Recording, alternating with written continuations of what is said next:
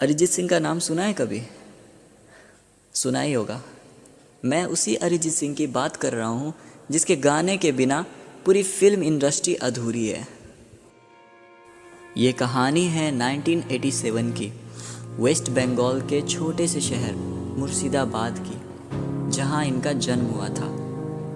इनके पिता का नाम कक्कर सिंह और माता का अदिति सिंह था। इनके घर में सदियों से संगीत का परंपरा चला आ रहा था और शायद इसीलिए अरिजीत सिंह को भी बचपन से संगीत का शौक बहुत था।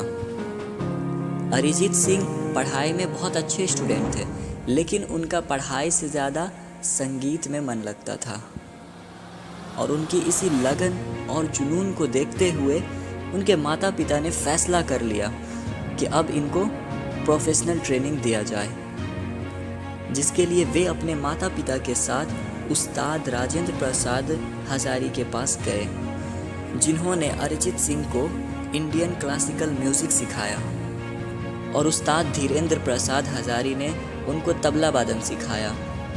वही उस्ताद वीरेंद्र प्रसाद ने उनको पॉप संगीत के कुछ गुण सिखाए और इसी तरह इनकी शिक्षा पूरी होने के बाद इनको इंतज़ार था एक ऐसे मौके का जो इनको सफलता की ओर ले जाए।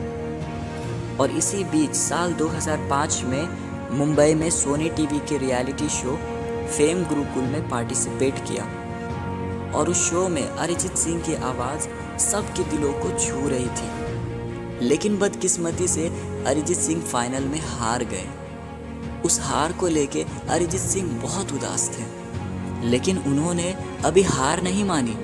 अपनी सारी मेहनत और लगन को जारी रखते हुए अगले शो का इंतज़ार किया और इसी दौरान एक शो में पार्टिसिपेट किया जिसका नाम था 10 के 10 ले गए दिल। और होना क्या था, इस शो में अरिजीत सिंह ने अपनी शानदार आवाज़ से सबका दिल जीत लिया और साथ ही उन्होंने 10 लाख रुपए अपने नाम किया।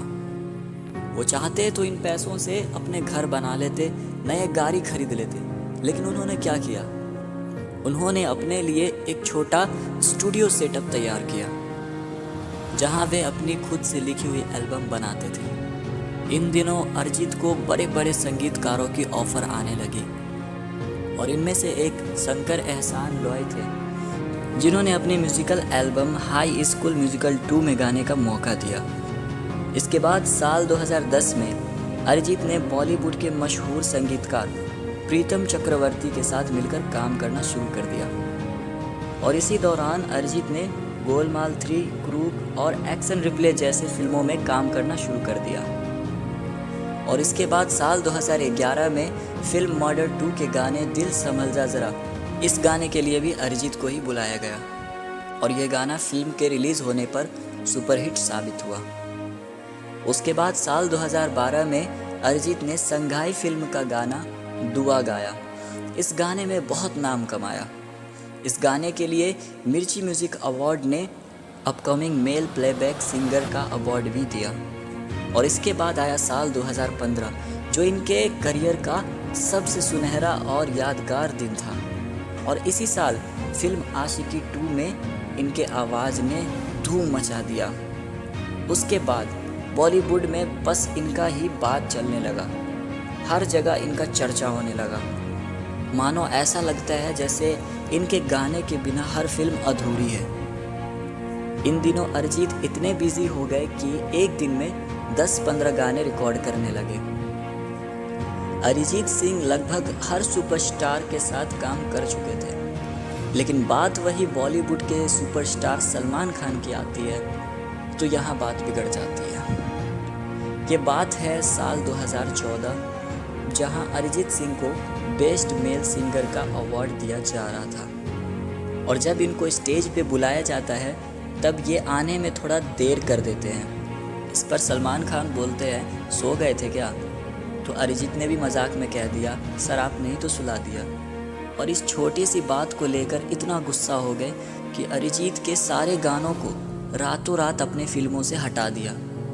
यहाँ तक कि अरिजीत ने स्टेज पे सलमान से माफ़ी भी मांगी। उसके बाद पर्सनली फेसबुक ट्विटर में भी आके सॉरी बोला। मेरे भाई, अरिजीत सिंह को किसी चीज़ की कमी नहीं है, लेकिन वे फिर भी स्टेज पे एक साधारण से कपड़े और चप्पल में गए थे, जिन्हें देखकर सलमान खान ने उनकी बहुत मजाक उड़ाई और बहुत बेइज्जती की, पर अरिजीत ने एक शब्द भी नहीं बोला। मेरे भाई, अरिजीत सिंह एकमात्र ऐसे सिंगर हैं जिनको फेम से और पैसों से कोई मतलब नहीं है। दुनिया गाती होगी पैसे कमाने के लिए, लेकिन अरिजीत का ये कहना है कि मैं अपने मन की शांति के लिए गाता हूँ।